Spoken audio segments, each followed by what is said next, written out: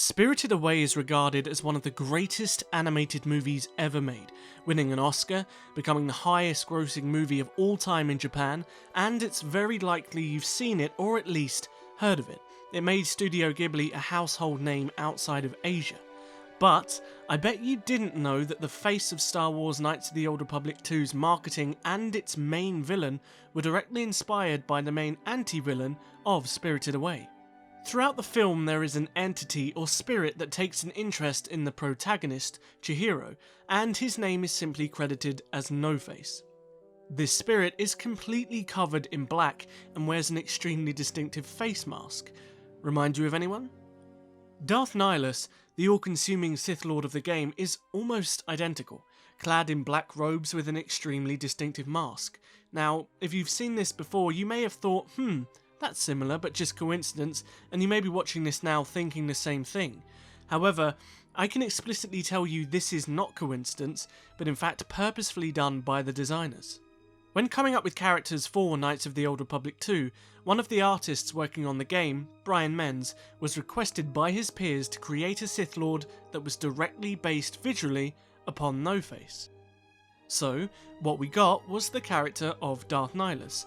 As you can see, the two masks, while respectably unique, share striking similarities to each other, especially the coloured streaks above the eyes and the eyes themselves. Now granted, Nihilus's mask was designed to be more sinister, hence its more skull-like appearance. And the same goes for Darth Nihilus's entire body design. Although No-Face has a spectral appearance, Nihilus mimics that with the seamless black robes, which although it's grounded in reality as clothing, it still gives off the impression of this dark, floating kind of spirit just as No-Face is. Also, funnily enough, despite Nihilus's popularity with the fans in terms of his design, Brian Menz himself does not find Nihilus to be that creative or original, despite the pride he has in the work he did to create him. As for the character himself, story-wise there isn't any proof that Darth Nihilus is connected to No-Face, but there are some hints that maybe suggest there were some elements of No-Face's character traits that made their way into Nihilus. For example, in a segment of Spirited Away, No-Face becomes corrupted and starts to eat everything, including people, and, as we know, Nihilus does the same thing. Additionally, they're both unintelligible in the way they speak. However, these are just my observations and there is no proof to actually connect them. Anyway, I hope you found this interesting and learned something new about Knights of the Old Republic 2, and if you enjoyed the video, don't forget to hit the like button and the subscribe button, especially the notification bell.